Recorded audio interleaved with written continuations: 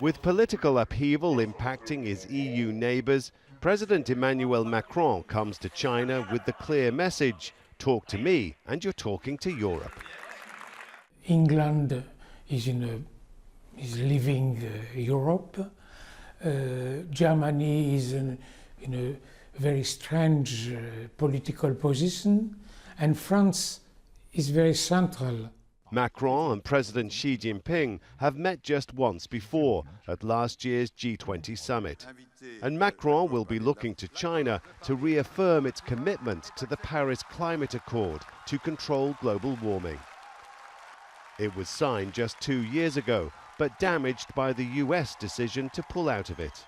And it's very important now for France to talk with China about environment, because America, US, President Trump leave the conference.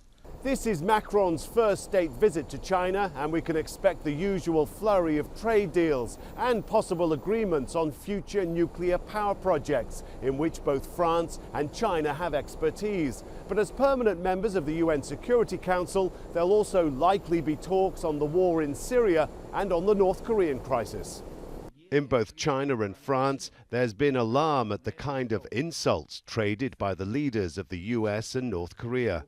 And China will be looking for support for its so-called double freeze proposal that calls for the US and South Korea to suspend military exercises in return for North Korea halting its missile tests.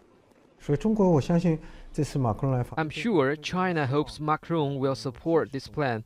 But if the French come up with its own ideas, China will consider them carefully.